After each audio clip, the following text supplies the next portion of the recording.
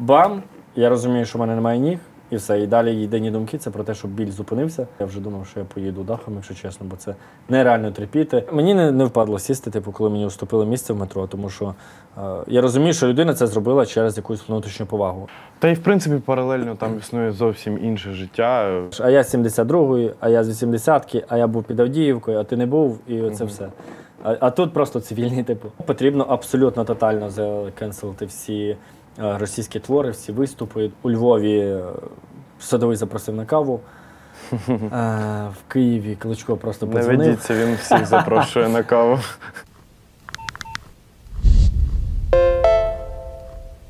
Вітаю, це «Плюс-плюс» подкаст на Громадське ТОК. І в студії сьогодні Сергій Гнезділов, ведучий, і Олександр Терен, ветеран російсько-української війни, автор книги, автор чудового шоу «Відвал ніг». Ми з ним будемо говорити про його життя, книгу і плани на майбутнє. Вітаю, Олександре. Привіт. Розкажи, будь ласка, про те, як ти дійшов до такого життя, яким чином ти потрапив у військо та чим ти займався до війни? Ну, найперше, я не пив, не курив, слухався батьків і, власне, ось я тут. Вау. Ну, насправді, до війни я займався таким, скажімо, абсолютно звичайним цивільним життям. Я ніколи не цікавився, точніше цікавився, але ніколи не займався якоюсь військовою підготовкою, чимось, курси там, чи там армія, мене це якось завжди обходило. Ну, по-перше, в мене була інвалідність з дитинства, тому я не служив, в принципі, бо мене не призивали навіть. До війни я працював шеф-баристом. Так трапилося, що я взагалі інженер-технолог харчової промисловості за спеціальністю. І оскільки ця вся, скажімо, кухонна справа мені не подобалась, в якийсь момент я захотів займатися кавою і почав це робити. Ось, тому паралельно я завжди займався якимись творчими штуками, мене завжди це якось впирало, завжди класно було, подобалось. Ось особливо якась фотографія, і я почав захоплюватись розробкою логотипів. І це переросло вже в більше навіть не захоплення, а фактично вже в професію таку. Я вже вивчався на різних курсах, самовдосконалювався і вже працював графічним дизайнером, який, в принципі, закривав всі потреби взагалі там айдентики, брендингу, і там місія, і ці всі штуки. Ось, і вже планував, в принципі, закрити питання взагалі з ресторанним господарством тотально і цілком віддати вже графічний дизайн. Ось, і з 1 березня вже я мав бути звільнений із закладу і працювати вже в графічному дизайні. От, тому прийшло перед 1 березня 24 лютого і фактично професію змінив я, але вже трошки на іншу. На іншу. Ти потрапив в армію непідготовленою людиною по факту. Потрапив в учебку, чи це був ГГГ і одразу в бій? Ну, ось я так і хотів, щоб зразу в екшен виграло, знаєш, подій таких військових, але якось так не вдалося. Раз, якась перешкода, потім знову зміна організації, інша організація, і вже в одній із, скажімо так, добровільчих тоді організацій я вже здобув якісь навички поводження зі зброєю, тактичної медицини, і там ми більше готувалися до таких штурмових груп, працювало там по 4, там 8 людей і так далі. Ось, але знову ж там нічого якби не відбувалося екшену, якого я хотів. Да, класно, ми вчились, стріляли, їздили на полігон, працювали зі зброєю, але продовження ніякого. Ось, і ми вже всі підварились, бо я там був з групою своїх друзів, і ми такі, ні, вже, ну, типу, вже Київщина вже якби деокупована, а ми ще в Києві. І ми почали розбредатися, хто куди, почали шукати якісь варіанти, якби кудись вписатися, вже прям знову вже в екшен. І я написав вже вдруге, бо перед цим мені відмовили в Карпатську Січ, і сказав, що чуваки, ось в мене вже є такий набір знань, типу я вже вмію там поводити зі зброєю, можу надати якусь медичну допомогу.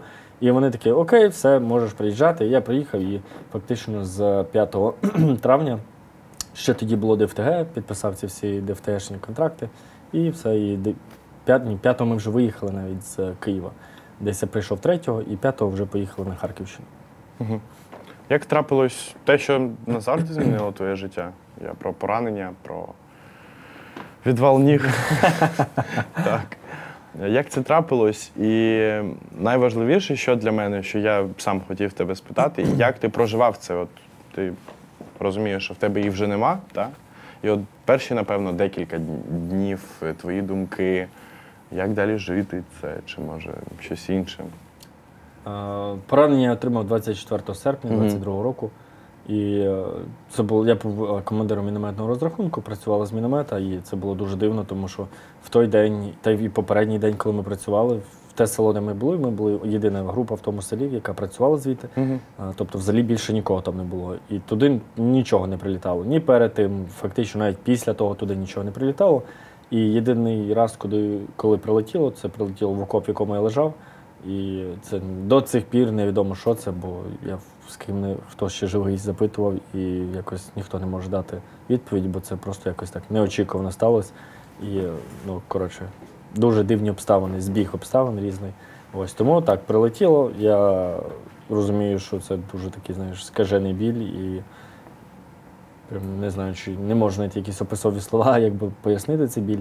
Якийсь пекельний, насправді. І я розумію, що все це в мене по-любому немає ніг, бо так боліти може тільки тоді, коли реально їх нема. Да, так сильно це там не поріз якийсь чи ще щось. Ну і тим паче мене засипало землею, і я думаю, ну це точно вже без ніг. Ось. І тому єдині думки з того моменту, коли ось влучання потрапило, це було бам, я розумію, що в мене немає ніг, і все. І далі єдині думки це про те, щоб біль зупинився. Бо боліло спочатку фізично дуже боляче було, там декілька, можливо, навіть тижнів. Прям дуже нереально боліло. І мені там постійні знеболювання якісь давали, фентанілові пластирі і так далі, спинальна анестезія. І все це майже не допомагало, бо почалися ще й фантомні болі в додачу. І ці фантомні болі десь 2 місяці просто розривали максимально. Я вже думав, що я поїду дахом, якщо чесно, бо це нереально терпіти. Будь-які знеболюючі, які дають, вони просто не працюють. І ти лежиш, терпиш, ти не спиш, не їсиш, не ходиш, тобі постійно роблять операції. Коротше, це була жесть. І тому не було якогось, знаєш, роздумів, що б мені робити, бо єдине, що б я хотів, щоб це реально просто не було болі. От. Але вже коли через 2 місяці вже біль стала меншою, вже фантоми ще були, але вже не такі яскраво виражені. Ось тому я вже почав думати про те, от як мені взяти протези, взагалі, де їх взяти і чи буду я ходити. Взагалі, я, очевидно, що як і більшість людей в таких ситуаціях не попадали до цього в такі ситуації, тому не знав, як поводитись. Ну і, звичайно, я розумів, що спочатку я дуже хотів повертатись, думав, зараз 2 місяці ставимо протези, я повертаюся, і поїхали знову і воюємо. Але коли проходить процес певного відновлення і встановлення всіх півкуль мозку на місце, ти розумієш, що якби ти не дуже ефективний будеш вже, і навряд чи ти зможеш повернутися. І я почав думати, що я можу робити в цивільному житті і як я буду взагалі, ким я себе тепер бачу, чи буду я повертатись в графічний дизайн, чи зможу я взагалі повернутися куди-небудь, бо, знову ж повторюся, це новинка була для мене. Ось, тому на той момент я дізнався, будучи ще тут в Київ-госпіталі, про те, що будується Superhuman Center. І я написав для Ольги Руднєвої, типу, привіт, я ось в такій ситуації, ваша пряма аудиторія цільова. Якщо вам щось треба, типу, від мене якась допомога, я би з радістю вам допоміг і, можливо, в подальшому ми могли б якось співпрацювати.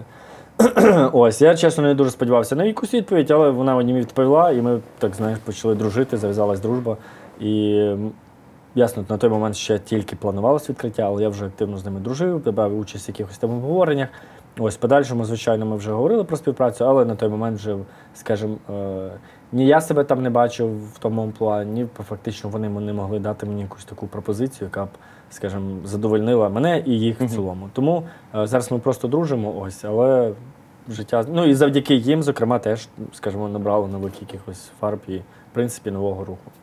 Твоє цивільне життя, яке трапилось з тобою зараз, воно теж зовсім інше, ніж те, яке було до цього, та? Ти написав книгу, ти запустив шоу. Розкажи, будь ласка, і про книгу, і про шоу. Ой, книга – це, знаєш, така історія теж, яка не планувалася взагалі. Я не був ніколи письменником, ніколи не писав ні в прозу, ні поезію. Ось, почав чомусь з приходом війни, там, не знаю, чакри якісь відкрились, пішов сигнал, і я в тому місці опинився, де треба, напевно. І якось захотілося писати, ділитися з людьми, саме, знаєш, такою буденщиною. І дійсно, як тоді навіть в мене був підписаний Інстаграм, щоденник про будні та свята українських добровольців. І почалося все з Інстаграму, люди почали пушити трошки більше, що вам треба писати книгу. І вже коли після поранення я був в реабілітаційному центрі, і вже не мав ніг і ще не мав протезів, робити було нічого, тож я подумав, що чому б не спробувати. І, власне, почав писати, і, до речі, може комусь буде цікаво. пройшов курс спеціально для військових, який називається «Голос війни». Не знаю, чи ти зустрічав його. Повторюсь, «Голос війни».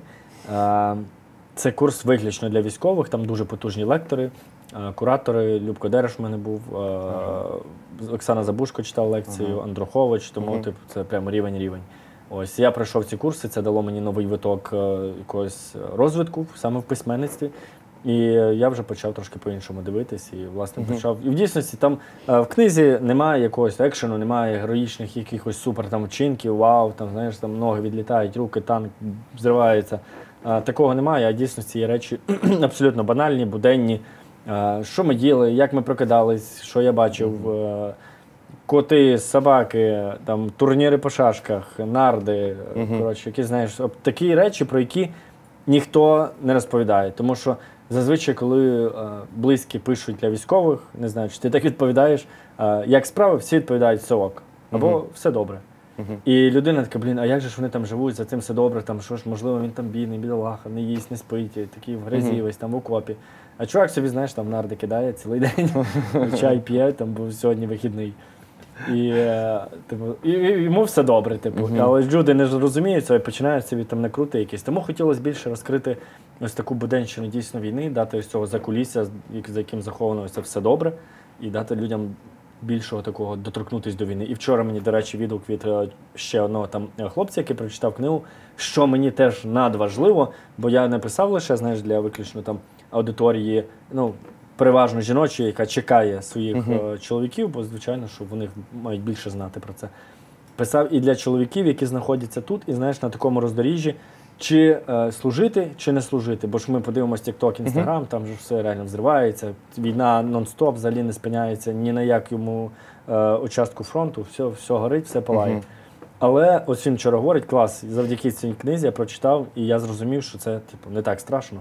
Типу, що люди там живуть, і я такий, блін, от мені от важливо від чоловіків чути ці відгуки, тому що я достукався до однієї з основних своїх аудиторій і дав зрозуміти, що в дійсності, попри загрозу в своєму житті, попри, скажімо, смерть, яка сіється навколо, люди там живуть. Типу, причому не просто виживають, а живуть, і живуть, типу, кайфують. Я, в принципі, кайфував. І хотів передати це відчуття книгою, і мені це вдалося. Я радий, що чоловіки змінюють свою думку і можуть тепер стати в лави і для того, щоб ти там демобілізувався і тим тисячі інших людей. Та й, в принципі, паралельно там існує зовсім інше життя, і воно теж наповнене якимись іншими, може, сенсами, і іншими радістями, і так, всім іншим. Просто це треба спробувати і піти.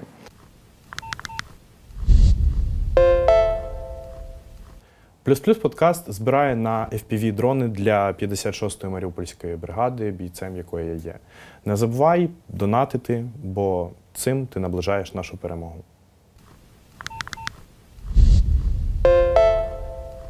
Ти багато зараз робиш для захисту прав людей з інвалідністю в Україні. Наприклад, нещодавно ти запустив шоу «Відвал ніг». Я фанат цього шоу, я дивлюсь кожен випуск. Нещодавно вийшов останній випуск, де нема зіркових гостей, але є військові, так, а військові зараз вони майже всі суперзірки. Це точно. Що далі? Ти плануєш створення, можливо, якоїсь спілки, можливо, це переросте в щось більше? Чи це просто розмова з населенням про те, що такі люди є і потрібно знати про них? Так, основна наша мета була цим шоу, власне, змінити ставлення до людей з інвалідністю, змінити ставлення навіть до ветеранів, показати, що це було, ну, як би це не було, але я ж не, ну, точніше, я не лише працюю з людьми з інвалідністю, а для мене ще надважлива тема ветеранської політики, але зараз це нерозривно можна вважати такі дві верстви суспільства, які пов'язані дійсно нерозривно. Тому працюю і з одними, і з іншими, і, звичайно, цим шоу хотілося привернути увагу передусім населення, бо тільки так ми зможемо змінити щось в просторі, коли ми змінимо лише, знаєш, в ментальному сенсі, бо люди були, і ще велика частина не готові сприймати людей з інвалідністю, не готові комунікувати з ними. І завдяки цьому шоу вже понад 2 мільйона переглядів на цей момент є. І дуже багато відгуків про те, що люди змінюють своє ставлення, змінюють свою думку, змінюють свій погляд взагалі і на людей з інвалідністю, і на простір, і на бар'єрність. І це невимовно тішить, що в дійсності ми змінюємо це ставлення.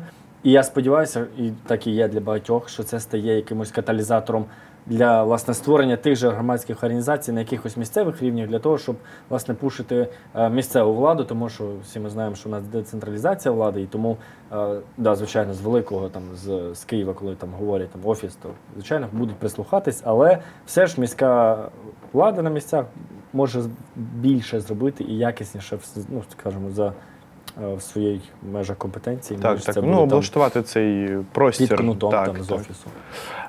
І ти вже бачиш результати цього? Тобто, ти бачиш, так, найперше, про що я кажу, що ми досягли того результату, який був перший, це зміни в свідомості людей.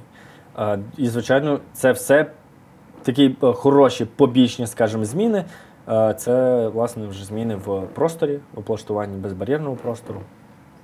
У Вінниці теж нам подоставляли в графік інклюзивний транспорт низькопідлоговий, додали маршрути, додали транспорт, поставили додаткові пандуси, влада вийшла теж на зв'язок з активістами, почали якісь робити зміни, рухи в цю сторону.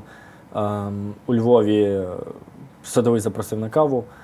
В Києві Кличко просто подзвонив. Не ведіться, він всіх запрошує на каву. Це я ж таки поки передаю вітання звідси. Ось, тому зміни насправді відбуваються, я не знаю, тобто в дійсності є зміни, і люди постійно відмічають там в історіях в Інстаграмі, просто скидають клас, ось ми тут роблять, тут роблять, тут роблять. Дякуємо Олександру. Я, звичайно, не беру на себе відповідальність брати, точніше, не беру на себе відповідальність за ті всі зміни, тому що я не можу ствердити, що це от після шоу, типу, всі ці зміни, які зараз відбуваються, там, коли бордюри зрізають, доставляють пандуси, навіть в тих містах, яких ми не були, що це завдяки шоу. Але це каталізатор, це один з чинників. Це в дійсності так. Коли люди починають в себе на місцях, от я подивилась, і вона десь працює в соцстраху якомусь, прийшла таки, а дивіться, давайте, щоб до нас не приїхали, і там і нас не нагнули, давайте зробимо так, щоб типу, вони приїхали, було гарно. Я сподіваюся, що це так і працює, тому, бо є така, знаєш, момент змагання між містами.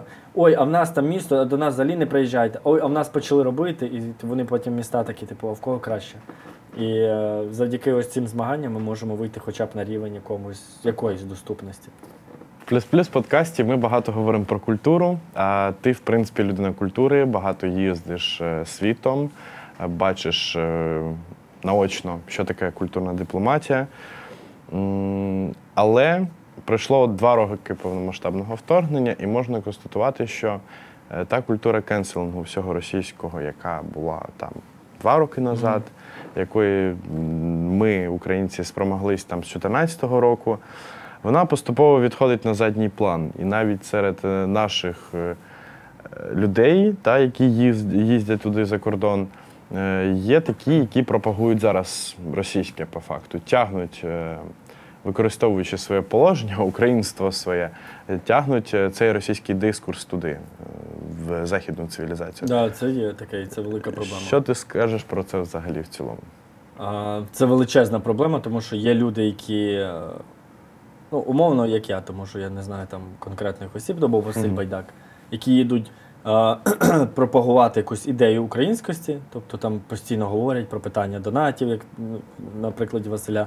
Я приїжджаю, я не спілкуюсь, тобто я розповідаю про книгу, але в основному в мене йдуть такі настанови зовсім інші, тобто це на те, щоб зберігати один одного, зберегти український дух, бути суцільним суспільством, навіть за кордоном, коротше, багато розповідаю. І люди запитують, власне, про Україну. Мало хто питає про книгу, основні питання – це Україна, війна, ветерани, люди з інвалідністю. І я це все розповідаю. Це монологи, типу, на 2-3 години щоразу. Ось. І в той же час паралельно їздять люди, які, знаєш, такі, типу, поки там ці люди тут, а ми за їхніми спинами там будемо танцювати Лускунчика чи Лебедине озеро, яке, в принципі, було нібито усно заборонено ще Ткаченком, але не було, типу, якоїсь там потім відмови від цього.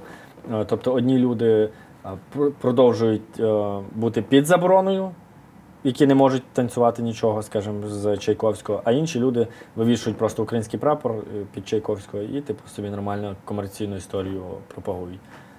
То це треба регулювати якось, чи що взагалі з цим робити?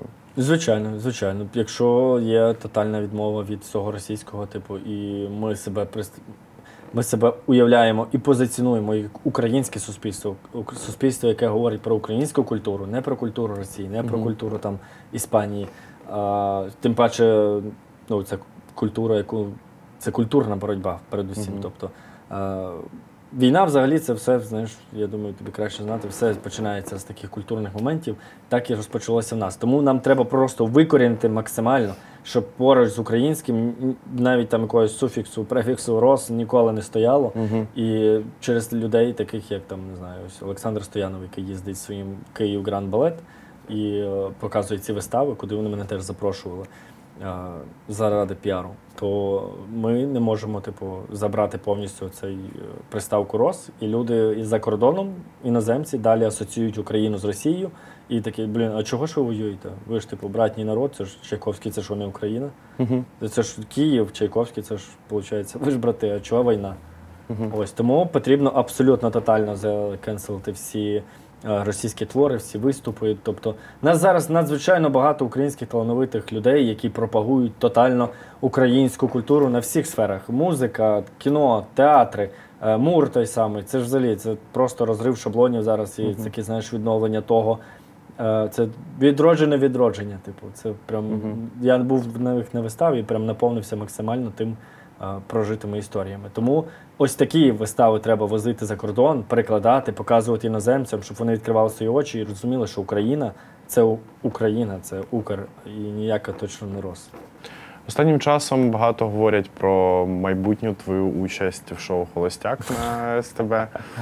Це вже якісь підписані угоди, чи це просто плітки, чутки, і, можливо, таке воно і буде?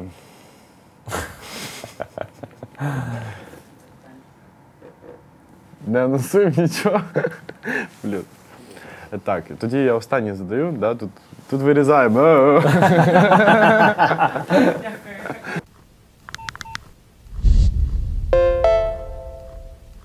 Плюс-плюс подкаст збирає на FPV-дрони для 56-ї Маріупольської бригади, бійцем якої я є. Не забувай донатити, бо цим ти наближаєш нашу перемогу.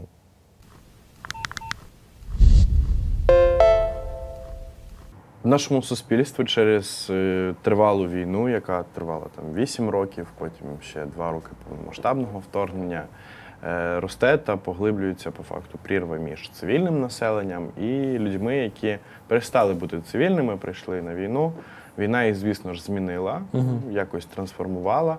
І враховуючи те, що цих людей дуже багато зараз, у нас там у війську, близько 1 мільйона точно у нас ветеранів в країні є. Як спілкуватися сьогодні цивільним і військовим? Чи має бути це якийсь прописаний кодекс відношення до ветеранів? Чи це мають бути якісь негласні правила, які висять в повітрі і всі про них знають? Я думаю, передусім, якщо робити закони, то як нас всі люблять порушувати закони, це, напевно, не спрацює. А ось якраз коли це буде йти із середини, коли це буде вибудовуватись комунікація передусім державна, передусім від найвищих чинів, і буде спускатись нижче, люди будуть все рівно населення щитувати це ставлення і до військових, і до ветеранів. Ось, і приймати його, звичайно, позитивне. Щодо прірви, то, звичайно, що це питання часто якраз задають саме цивільні, не військові, і цю прірву ніколи не можна буде позбутись, тому що люди завжди розділяються на якісь верстви суспільства, на якісь спільноти. Ми ті, ми зелені, ми червоні, ми сірі. Так і тут. Ми ветерани, ми воювали, і в ветеранах теж. А я з 72-ї, а я з 80-ки, а я був під Авдіївкою, а ти не був, і це все. А тут просто цивільний, типу. Ось. І тому це розшарування буде завжди. І не буде так, що все, друже, ми всі тут ля-ля-ля. Але можна так зробити, щоб ці дві верстви населення хоча б повернулися один до одного, потисли руки і умовно пережали взаємоповагу. Ось, найперше, звичайно, має йти взаємоповага від цивільних, і я про це теж часто кажу, що повинна повага виходити від розуміння цієї поваги. Не просто тому, що ось сказали поважати, і я такий поважаю, а за що я його поважаю, і потім людина така думає, а що, чого? А коли людина зрозуміє, чому варто поважати, в кожного свої причини. Там, причина подяки, причина врятування там, побратима, там, друга, родича, свата. Абсолютно різні. І коли людина буде йти це зсередини, вона буде розуміти, власне, чому я хочу потиснути руку військовому, чому я хочу сказати дякую. Не тому, що так кажуть по телеку там, чи по інстаграмі десь, а тому, що я хочу просто від себе це сказати. І чим більше людей буде розуміти ось це, внутрішню цю повагу і проявляти її, тим більше військових будуть щитувати цю повагу і в свою чергу теж розуміти, ну наче не так, наче ж вони теж розуміють мене, типу, поважають мене. І будуть в свою чергу теж розвертатись до цивільних. І з військовими теж ніхто не веде розмову, як ставитись до цивільних, тому що всі багато не розуміють, типу, я воював, а це якісь там чуваки, знаєш, ухилянти там, чи просто якісь там жінки, які кричать на ТЦК, умовно.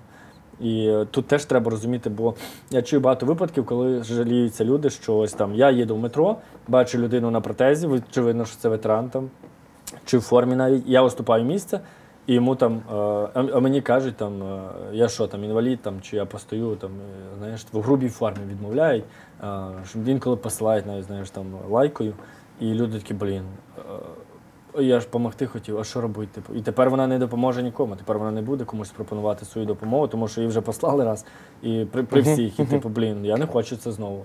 І люди не знають, а що робити тепер далі. Ось тому з ветеранів і з військових теж потрібно, знаєш, трошки виховувати і давати якісь теж, не те, щоб інструкції, але от, власне, ось ці негласні якісь установи, що, типу, мені не впадло сісти, типу, коли мені уступили місце в метро, тому що я розумію, що людина це зробила через якусь внутрішню повагу. І щоб її задовольнити, дати зрозуміти, що я постою, але може хтось зайти наступний раз, хто не постоїть, типу, і він не попросить сісти. І йому ніхто не встане, тому що було 2 вже 3 випадки таких, коли сказали, та йди ти, типу, я постою, я мужик, типу, ніякого сидіння в метро. Ось, і потрібно розуміти ось свідомішим таким ветеранам, що, прикольно, вступили, клас, пригостити кавою хтось хоче, бо є такі, знаєш, прям, я думаю, тебе теж такі траплялись там, дозволь, ні, будь ласка, ні, я дуже хочу. І деякі люди, я ж там сам заплачу, знаєш, отак, типу, відмашкою, ще за тебе заплачу, типу. А тут ж людина хоче щиро це зробити. Дозволь це зробити, тому що людина це робить з щирістю, з повагою, типу, і це від серця, тому, типу, це як, не знаю, подарунок на день народження, типу, просто люди роблять це із того, що люблять тебе. Ось, тому, типу, коли і людина розуміє, клас, прикольно, я зробила гарно. Клас, мені зробили гарно. От тобі вже 2 людини, які там, знаєш, умовно, один до одного відчувають якусь симпатію, емпатію.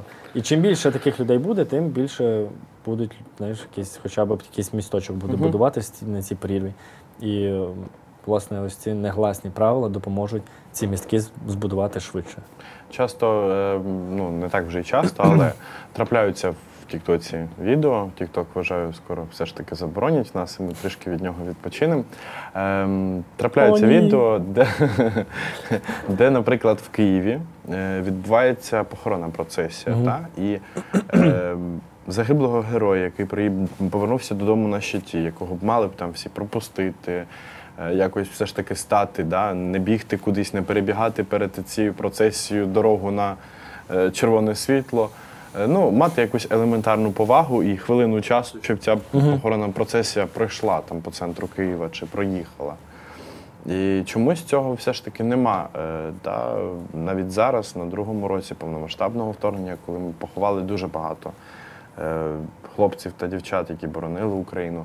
З чим це пов'язано? Це, може, невдала комунікація держави про це? Може, невдала комунікація нас з суспільством? Чи все ж таки це вже тотальна неповага? Отака, знаєш, коли мені насрать, я пішов. Я думаю, що щось тотальне неповага, це там, звичайно, є в нас і теж ждуни всілякі, яким там, знаєш, байдуже. Це є. Але це точно, якщо брати глобальне наше суспільство, це точно не про неповагу, це, власне, відсутність цієї комунікації державою і взагалі будь-кого з людьми, як правильно себе поводити, що робити. Тому що я ніде не зустрічав, щоб хтось там якось сказав, якщо ви бачите, то майте там совість, повагу. Відсутність комунікації, і люди просто вже, знаєш, не те, що втомились, не надають, знаєш, цьому якось вже уваги. Тому що в мене робота, все, я там бігом спішу. І це про те, і про ту відсутність розуміння поваги, про яке я казав. Що, і відсутність, знову ж, негласних цих правил, бо в дійсності хвилину часу можна виділити. І кожну годину о 9 ранку в нас хвилина мовчання. І я був дуже вражений, коли ми знімали випуск так, де ми знімали в Вінниці, у Вінниці. І там була хвилина мовчання, 9 ранку, і просто там, ну, ми всі просто, мурашки такі по шкірі, навіть зараз все тотально зупиняється. Всі маршрутки, всі автомобілі, люди просто наче йдуть, знаєш, як у цих картинках завмирають. Всі стають просто отак і чекають типу, хвилину мовчання, кожен обдумує. Ну це ж не дарма вона придумана. Типу, ти ж в цей момент ти можеш обдумати, згадати когось загиблих, можеш якось стати і зупинитись, приземлитись, подумати, нагадати ще раз, що триває війна, що я можу зробити, щоб закінчилася ця хвилина мовчання. І треба розуміти, що це власне і про ту ж повагу. І коли ти це розумієш, ти починаєш, ну ти не можеш не віддати шану тому герою, якого зараз ховають, який фактично, поки ти тут живеш, захищав тебе, захищав твою родину. І коли це розуміння прийде, мені здається, що буде більше таких моментів, коли люди будуть, знаєш, зупинятись, а не пробігати повз. Я дякую тобі за твої думки, за книгу. Надіюсь, колись прийде час, обов'язково прочитаю. Дякую за шоу, яке ти продовжуєш робити. Обов'язково буду продовжувати його дивитись. Дякую тобі за це. Дякую за захист і бажаю тобі всього найкращого, і щоб ще не одну книгу не написав, і, можливо, не на одне шоу сходив. Клас, дякую. Дякую за розмову, дякую за слухання. Дякую тобі. Так.